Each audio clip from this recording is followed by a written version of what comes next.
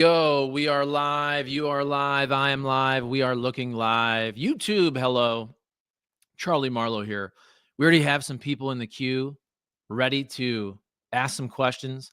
Get your comments in there. We're going to talk about Ohio State versus Michigan, but also if there's other topics you guys want to touch on, we can hit those as well. This is typically a St. Louis Cardinals YouTube channel, but as a big-time Ohio State fan, we got to break this game down. It's been what? 3 days. I had a big NASCAR day yesterday, so I got about 30 minutes. Let's talk football. Let's talk Ohio State. Let's talk Michigan. My guy here, Mike Duggan, already jumping in, saying 2025 game will be wild. OSU coming for revenge. There you go. All right, let's start here. First of all, I was definitely surprised that Ohio State lost.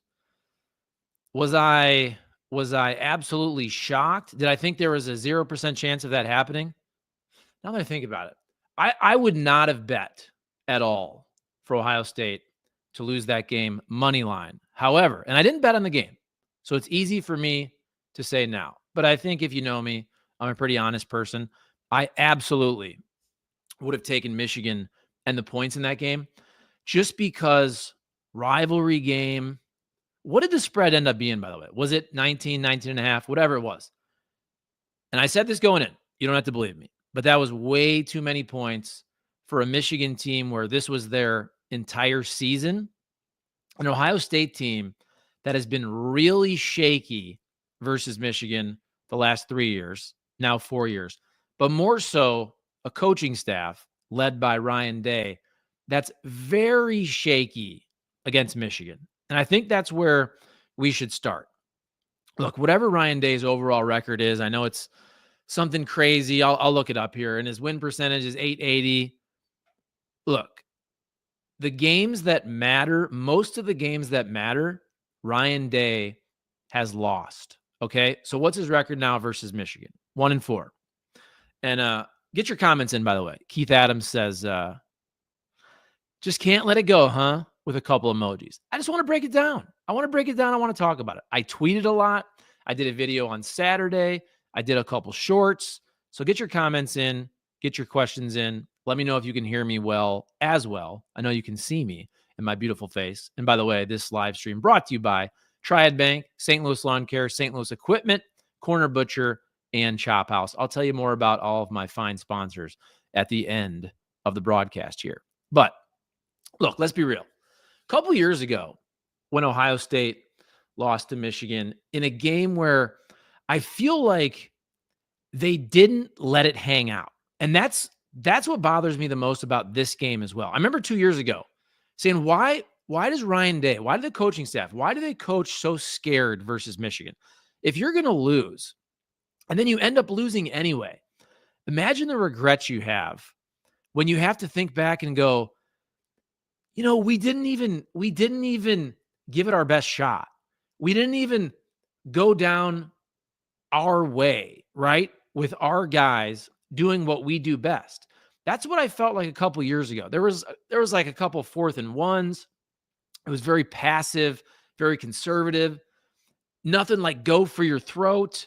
Whereas, so I'm talking about 2 years ago, but then just go to the game on Saturday. Think about the end of that game when Michigan runs that trick play, right? And they get the penalty.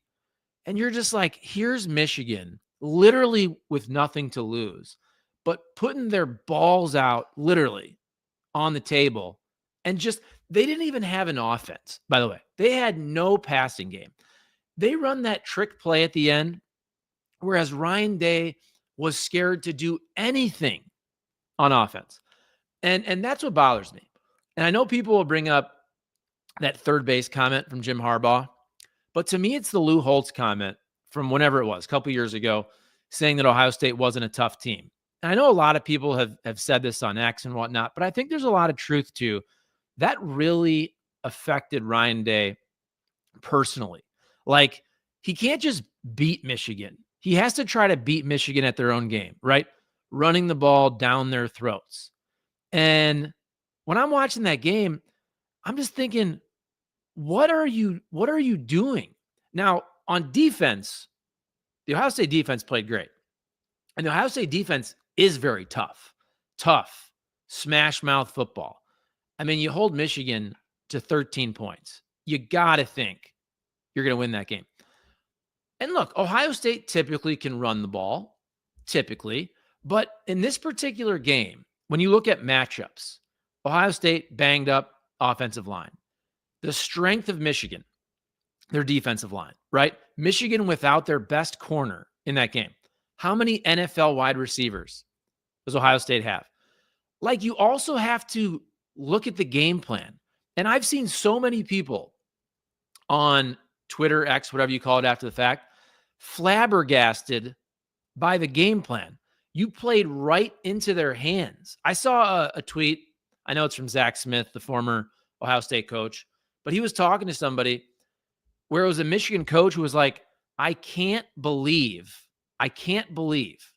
Ohio State's game plan on offense. It's like they played right into our hands. And the example that was made on X here, and this was from Zach Smith, but he said something like, imagine if you're in the UFC. Imagine if it's an MMA fight and you have a ground and pound guy, a grappler who can't really stand up and trade versus a boxer. And that guy who can't trade, who's better on the ground, purposefully stays on his feet that whole fight and tries to box the guy where that's not this person's particular strength, and that's the strength of the other guy.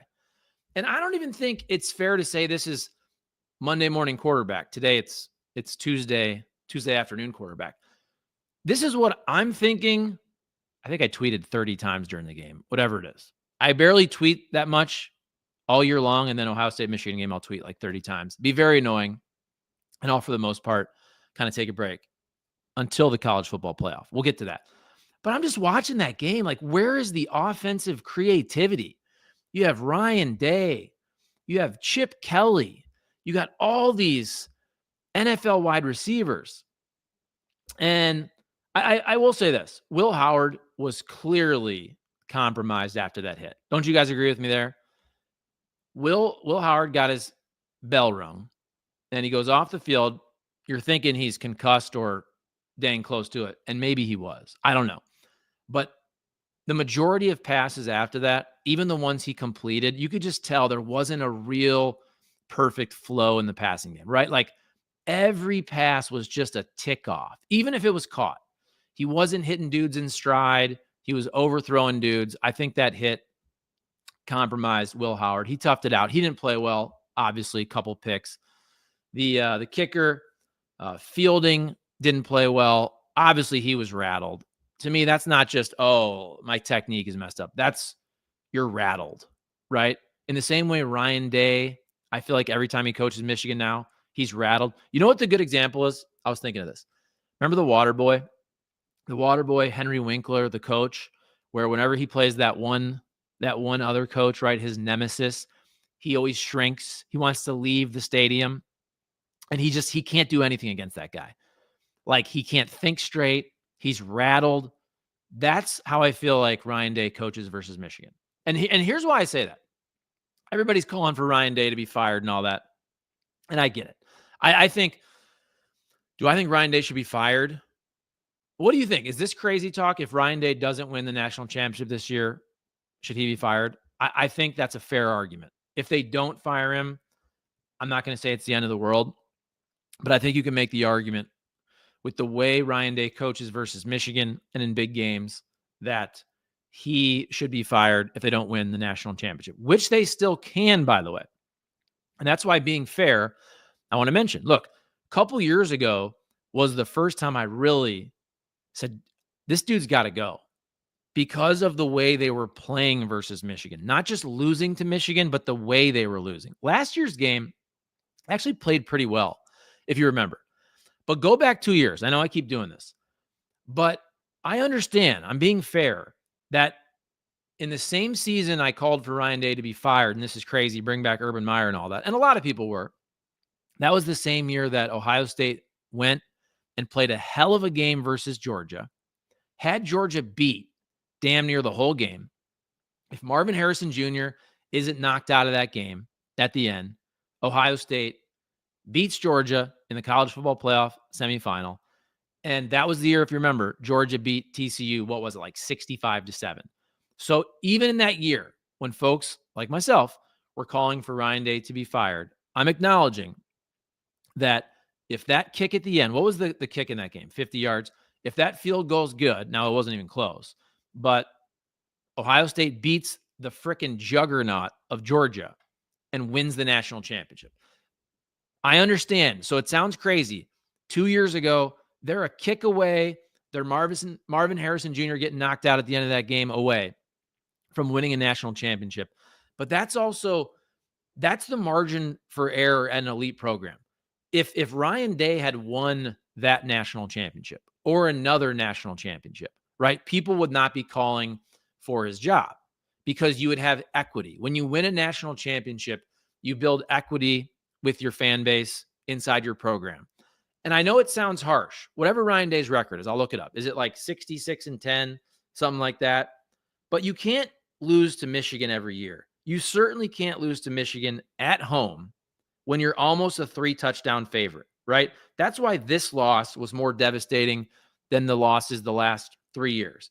You're at home. Michigan is down, right? Michigan has this recruit coming in next year, the number 1 quarterback in the country.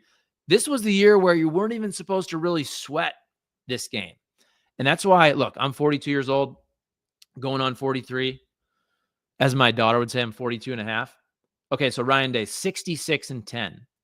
66-10 at Ohio State makes $9.96 million per year, according to Wikipedia. But look, Ryan Day needs a national championship for the heat to come off him. Don't you think that's fair? And it's easy to say, oh, look at his record. And I don't know exactly Jim Tressel's record overall. It was great. Urban Meyer's record overall, it was great. I do know this. Jim Tressel was 9-1, I believe, versus Michigan. Urban Meyer was 7-0 versus Michigan. Ryan Day is 1-4 versus Michigan. And it's not just about the games versus Michigan, although that's huge. Beating Michigan year in, year out, and especially recently, not as much this year, but in the last 3 years when Harbaugh was there and he really had Michigan rolling, there's a standard there that beating Michigan means. It usually means you beat Michigan, you go to the Big Ten championship game in Indianapolis, which they usually did. They usually win that, and they're in the college football playoff. And Ohio State has not met that standard versus Michigan the last 4 years. Now, they still, look, every other year, they still usually make it to the college football playoff. They're still in the college football playoff this year, although let's be real, it's different with the 12 teams. Ohio State would not be in the college football playoff if it was last year's format with 4 teams. But you need a national championship, Ryan Day does, to keep the heat off his back. And the reason for that is because of the amazing rosters that he's had. I mean, look, the whole comment from Jim Harbaugh about some dudes are on third base, they think they hit a triple. So clearly Jim Harbaugh saying that Ryan Day was born on third base and thinks he hit a triple. But look, Ryan Day, let's be real. He did inherit a really, really good program from Urban Meyer that was clicking on all cylinders. So Ryan Day overall, 66-10 in bowls, 2-4 in college football playoff games, 1-3 versus Michigan, 1-4. And so you look at his seasons. He had the 3 games he coached in 18 when Urban Meyer was suspended, goes 3-0. That next year, 13-1, 7-1 COVID year, they get to the national championship game. Remember, weird year. You beat Clemson. You get blown out by Alabama. And they go 11-2, 11-2, 11-2, 10-2 this year. 66-10 overall, 46-5 in the Big Ten. And look at those 4 losses. 4 losses to Michigan, and then the one this year to Oregon. It's still crazy that Oregon is in the Big Ten. I know. To think that Oregon's in the Big Ten. Okay, I'm going to get to your questions and comments here. We got Daily Shorts first. Daily Shorts says, I just can't see firing someone who has succeeded at the elite of a level and consistently bringing in high-quality recruits, but he definitely lacks confidence and toughness. Agreed. Let's see. Daily Shorts, we need to get back to being willing to get nasty and not worry about being cute. But this year's team on offense, I don't feel like versus Michigan should have got nasty. That's what I said at the beginning of the show here. Look at this. Daily Shorts. Showing love to a fellow Whitmer Panther. Nothing but respect, brother. Daily Shorts. When did you go to Whitmer? I'm class of 2000. By the way, Matt Eberflus, Whitmer High School graduate. Rough week. Just gets fired by the Chicago Bears. Let's see. Hummus Hero. I also like hummus. I just bought some. I know the game plan was very suspect. Do you think coming off the emotional high of beating Indiana had an impact? Is that really an emotional high, though? Beating Indiana? Come on. Didn't you know going, and this gets back to, look, it's easy for me to say after the fact that, I was going to bet Michigan with the points. I don't really bet anymore, to be honest with you. I used to love betting on sports, but that Indiana game, same deal. I knew Ohio State was going to win that game relatively easily. I don't remember what the final score was, but I'm like, Ohio State to win 17, 21 points, whatever it was. Like, I knew that game wasn't going to be close. I would have 100% bet Ohio State in that game. In the same way I said, you don't have to believe me, but I would have bet Michigan with the points on Saturday. I never thought Michigan was going to win the game. Don't get me wrong. But I thought that game was going to be closer. And Ryan Day shows why a lot of people thought that, because he is freaking shaky versus Michigan. So Hummus Hero says, there shouldn't be a motivation factor in the game, but a letdown is still possible. I'm sorry. I don't care. I don't care what Indiana's ranking was. I know they were top 5, whatever it is. Same with Penn State. Look, Penn State is a better overall program, obviously, than Indiana, but Michigan is the game. I understand Penn State's better this year. I understand Indiana's better this year, but Ohio State, Michigan, there's just a different level to that game. All right. Let's see. We got Daily Shorts coming back. Class of 2001. Brian Daly hung out with Kozlowski, Cran, Duska. All right, buddy. Brian, appreciate that, man. We're just having a little Whitmer High School talk here, okay? It's all good. Let's see. And we'll go back to Jason 1234. 5 straight in Ann Arbor with Bryce Underwood. Love you guys. We'll see. We'll see. This was the year to get him.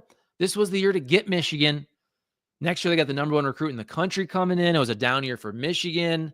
Whoo! We'll see. I will say this, though. The rivalry, at least, is interesting and fun again. Even though it's not fun for Ohio State fans right now, there is a long stretch. Look, you can make the case 15, 20 years almost, at least 15 years.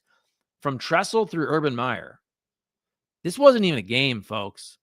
And remember, I'm 42 years old, growing up in the John Cooper era, where Ohio State lost every year. Ohio State was like 10-1, 11-1, or 10-1, 11-0 every year. They'd always face a Michigan team that was like 8-3. They would always lose to Lloyd Carr.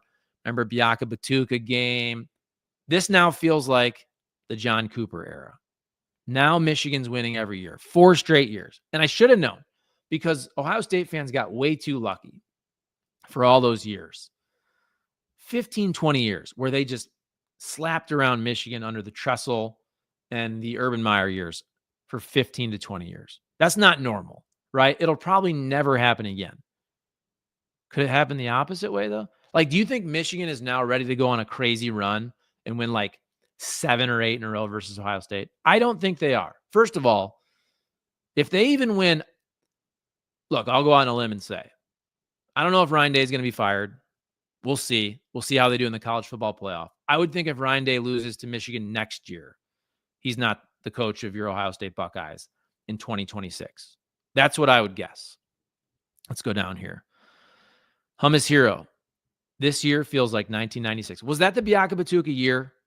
So I'd have been like 13, 14 years old. That was the most devastating one to me. I don't remember all of them. I mean, some of those Michigan teams were obviously pretty damn good, like the Charles Woodson 97 team. By the way, speaking of Toledo, Whitmer High School area, Charles Woodson, Fremont Ross High School, by far the best high school football player I've ever seen. I remember a game, I think I was in like 7th or 8th grade watching Charles Woodson play versus Whitmer, my high school. And I think he scored like 4 different ways, like a rushing touchdown, a receiving touchdown, a return, a kick return, whatever it was, a pick. The most unbelievable high school football player I've ever seen in my entire life. Easy, Charles Woodson. Not even close. All right. Let's get to 95 was the Tim Biakabatuka year. So what was 96? Let me know. I forget. I don't have the greatest memory. It's all good. Okay. Let's get to the flag planting stuff because that's been obviously the big story of college football and specifically with this game. And I did a little video on this. Got a lot of people watching on the shorts. I just thought that was such an overreaction from specifically Gus Johnson on the broadcast, just trying to act like, that was the worst thing ever. And that was this ridiculous embarrassment. I will say this. Now I'm reacting at the time live, watching what's going on. It's flag planting. Okay. Michigan planted the flag. They won. I think Michigan should be able to plant the flag after they beat Ohio State in a game where they're not supposed to win. Right. But I have no problem with Ohio State defending their turf, their stadium, and taking the flag. Jack Sawyer ripping the flag and all that. This has been going on for a long time. I remember when I was working in Lansing, Michigan, the Ron Zook, Illinois team planted the flag at Michigan State. This was like 2000, probably 2006, I'm guessing. Don't quote me on that. But 2006, 2007, that was a huge story. We had a story with Ron Zook at the media day the next year, the summer in Chicago, where he laughed about it. Like, it's fun.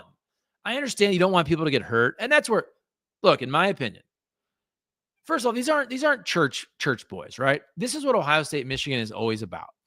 And that's why, like, as a broadcast crew and Fox, you can't criticize and say how much of an embarrassment this is. And then you're going to use this in your montage for years to come with Ohio State ripping down the banner, with the Charles Woodson, David Boston fight, with all of the midfield pregame fights that always happen, right? This didn't bother me one bit. And look, Ohio State, you can say sore losers. I totally get it. I saw some video of a Michigan dude throwing a water bottle. I'm not saying it's good, folks. That's not what I'm saying. But it's not that big of a deal. It just isn't. I will say the one thing after the fact that I think was really wrong, what do you guys think, is do you really think the pepper spray was necessary, right? Do you really think that scuffle got to a point where pepper spraying players, and you saw some reporters getting pepper sprayed, right? They're doing interviews about it. Like, do you really think that tussle got to the point where you needed to pepper spray the players that were out there? Like, I get it. They're fighting. Fights happen at the end of a football game. They're probably like Ohio State fan cops, right? They're like, oh, they're all mad that Ohio State lost again. They're just out there pepper spraying Michigan players. Look, I have all the respect in the world for law enforcement, but I think that was pretty soft. That was some Paul Blart mall cop action from the law enforcement there. I don't think there was any reason that pepper spray needed to be deployed in that situation. So what do you think? And by the way, there was like a bunch of other games where flag planting was going on. Again, I'm not saying it's the greatest thing ever. Like, I get it, but it's not that big of a deal. This is what rivalry week football is about, has always been about. This is what Ohio State, Michigan has always been about. That's what makes it fun. It's the passion. So to me, stop clutching pearls about that. It's just not that big of a deal. And so the broadcast crew, Gus specifically, was kind of pissing me off, just talking about how much of an embarrassment. But I get it. It gets clicks. They hung on it on the broadcast, and a lot of people were watching. It's fascinating to watch a bunch of dudes fighting at midfield, right? I just didn't think it was that big of a deal. Especially, we're talking about 250-pound, 300-pound dudes who are ramming their heads into each other and giving each other CTE once a week for 3 hours on the football field. And then we're going to clutch pearls when they fight after the game. They've been literally fighting and beating each other's brains in for 3 hours straight. And you're really that surprised and shocked when they fight after the game, especially in literally the biggest and best rivalry, not just in college football. Is it fair to say is it still the best rivalry in all of sports? I remember when Sports Illustrated, I think HBO did the documentary 25 years ago, whenever it was, Ohio State, Michigan was ranked the number one rivalry in all of sports. I don't know if it still is. It is to me, but that's the type of passion you get from this game. That's why I'm so happy the passion is back. 4 years ago, I remember I was on the radio. We had Orlando Pace on the radio, another guy from the Toledo area, Sandusky, Ohio. And I said, this is when Ohio State had won like 1 million in a row. And I said, I hate to say this, but I feel like Michigan had to win that game for the rivalry, right? This is 4 years ago. He kind of agreed with me. But then you don't want Ohio State to go on, as an Ohio State fan, you don't want them, of course, to go on and lose 4 straight. We need a little back and forth, all right? But then again, I understand if you're a Michigan fan, you're like, dude, Ohio State smoked us for literally 20 years. And now Michigan's getting their revenge the last 4.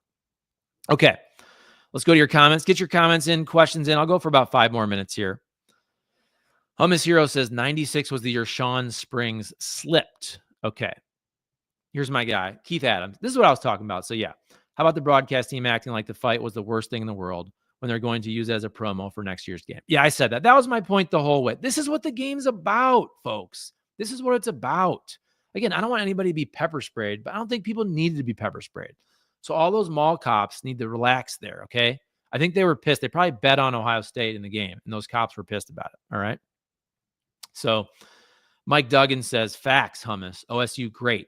Some. What the years? So there you go.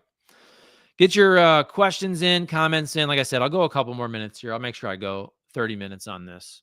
This is a baseball site, usually, St. Louis Cardinals. But let me tell you this, by the way, as I go off on a tangent here. I do want this to be a college football playoff channel for the next couple of weeks. I'm very excited for the college football playoff. And it was a couple days ago. Because obviously, you know the format, 12 teams and buys and whatnot. But I'm thinking, when are these games played? Because I hadn't looked up, like, are they going to take a week off here and there? And I'm telling you, this is going to be really, really fun. You have championship week coming up this Saturday, right? Probably a game on Friday, usually also. But Saturday, championship week, we'll have the college football playoff show. They'll announce who the teams are and whatnot. Can't wait for that. And everybody takes a week off. So that week of what? The 14th, they take off. And then so think, okay, so this is Friday, December 20th, night game, ABC. The first round game of the college football playoff. So that Friday night, you get one game at night. Pretty awesome. The next day, that's Saturday, you get 3 games starting at 11 and then 3 o'clock and 7 o'clock. You have the entire day, 3 college football playoff first round games. That's awesome. That's Saturday, December 21st. Okay. Then you got Christmas. Oh, it's Christmas with your family. It's a great time. Okay. Everybody's having a great time. And then the next week. Okay. So I'm trying to find it. You got Christmas. Then you go to New Year's Eve. Okay. Now you have the quarterfinal games. I'm going to take my guy, Mike Duggan, off the screen here. Although I love you, Mike. Thank you for commenting. But New Year's Eve, another night game on that Tuesday, okay, of New Year's Eve, 6:30, quarterfinal game, Fiesta Bowl. Then on that Wednesday, which is New Year's Day, noon game, 4 o'clock game, 7:45 game, another all day of college football playoff games, quarterfinals. It's Peach Bowl, it's Rose Bowl, it's Sugar Bowl. Then obviously you're down to the Final Four, okay? So we wait a little bit. College football playoff semifinal on a Thursday. So Thursday night, January 9th. Orange Bowl, 6:30 on a Thursday. Then the next day. So these games are by themselves, not on the same day. Friday, January 10th is the Cotton Bowl. Those games both at 6:30. And then you wait 10 more days for the college football playoff national championship game, which is in Atlanta, right? In Atlanta, 6:30 on a Monday. So here's what I think is underrated about the college football playoff. The bowl season didn't mean anything the last several years during the college football playoff because dudes were opting out. There were only 3 bowl games that really mattered. Let's be real. College football playoff, semifinals, and the national championship game. And all these players that weren't in the college football playoff were opting out.